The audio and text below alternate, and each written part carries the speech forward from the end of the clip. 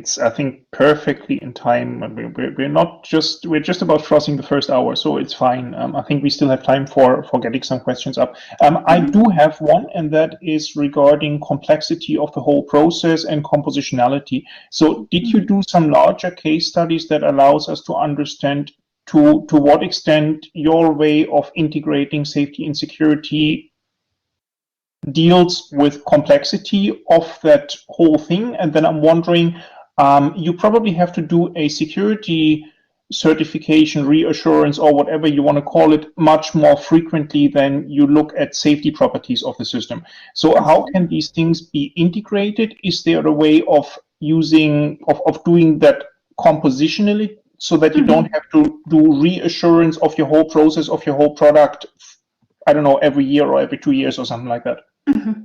So that is a very big question.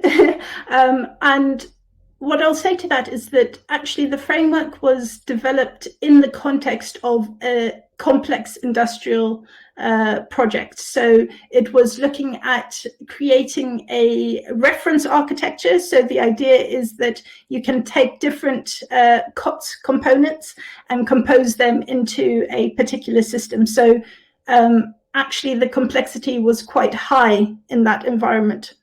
That is just one data point, but I did see some a degree of success of arguing the alignment of safety and security in that context, because we are able to use the artifacts from both safety and security. So with me as the expert or the safety security alignment person there, I was able to do that legwork, and for that one complex project, align those two. So again, I can't make any bigger claims or claims about generalizability, but there is some utility in using this framework. And I was able to do it for that one particular project.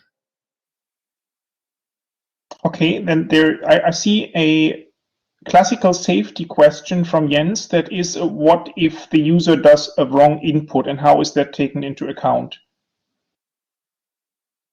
And can that be an effect of a remote attacker too? I think, yeah.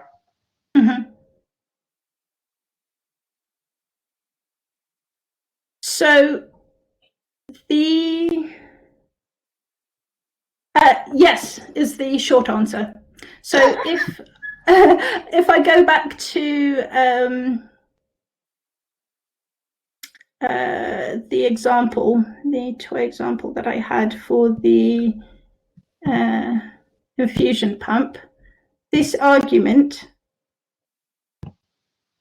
commanded infusion, it doesn't say whether or not that's malicious or not malicious action. So here, yeah,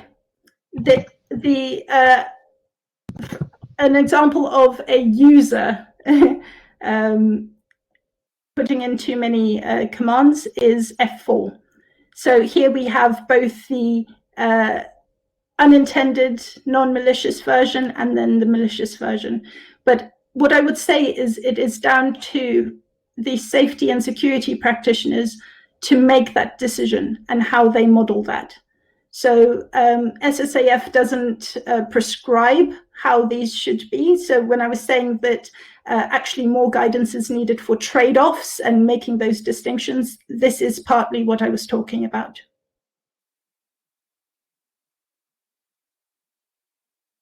And so question from my side, how do you integrate this with security technology? So where do risk mitigations on the security side come into play in your analysis? So again, this SSAF is silent on a project by project basis as to when those controls contribute. I'm just trying to find the concept diagram. So here it would be the responsibility of the safety and security practitioners to define what those impact propagations are. So if, for example, around here, a security control was defined that would impact safety, then at this impact propagation point, or this synchronization point, they would need to establish a way of communicating the important parts of their controls and that impact on safety. Mm-hmm. Yeah, interesting. So what I'm interested in is like relationships between safety and security mechanisms. Like, for example, if you add extra redundancy, if you add crypto somewhere, you often open up. I mean, you might be mitigating a safety problem, a hazard, Yes. but you might open at the same time a security issue by, for example, introducing side channels or something like that. So I still don't see how these things interact and how you can consider these interactions in your analysis in a meaningful way. But that's not that's a general problem of safety security integration. So if you have any opinions, that would be interesting. Yeah. So this was a very big project to do as a PhD, and I'm not sure I would have done it again if I did. But what I see the framework as providing is the structure to be able to contextualize those relationships. So that's what I've started to do with these patterns. So whilst these are just on sort of model level, talking about how safety requirements, for example, link to security requirements, there's no reason that I see besides the time limit that I had, that you can't go into more detail and discuss the particular nature of those more detailed relationships. So, for example, what is the effects of having safety redundancy requirements on security attack surface for a particular system?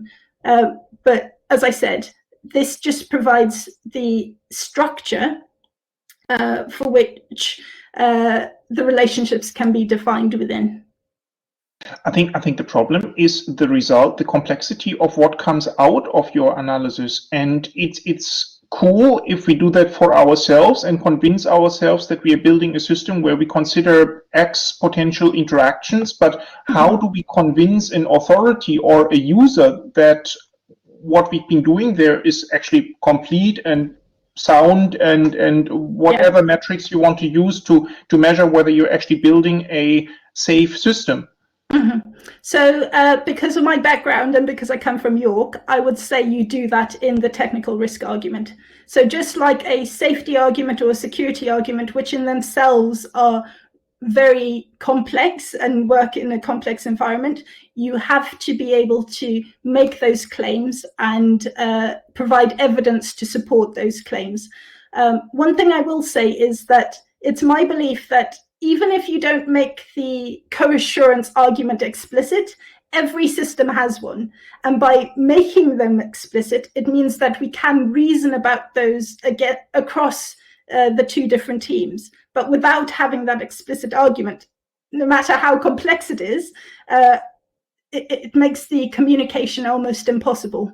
So I agree with you. There is the potential for a complexity explosion, but in the same way that we do for safety and security, we must make those claims and reason explicitly about coassurance. There is a question of STPA. Do you use STPA? I've used it for the safety analysis on the CSI Cobot project. I haven't got to the stage of linking it with security yet. Do you use any of the security extensions to STPA?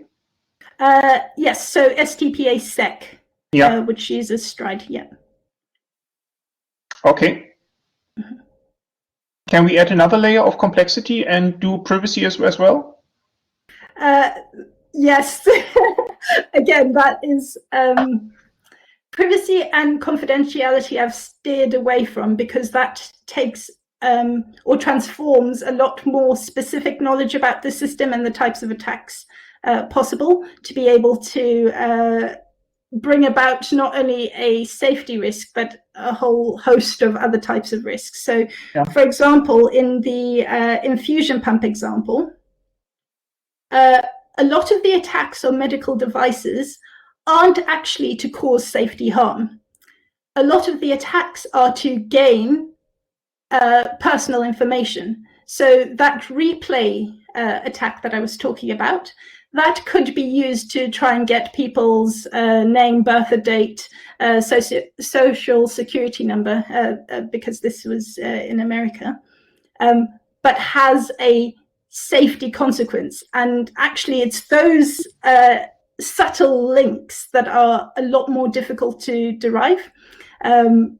But in the example that I've given, I think that it's a good starting point. Let's look at the availability and integrity links that are a lot more obvious, and then use the knowledge of safety and security practitioners to try and reason about those more subtle links.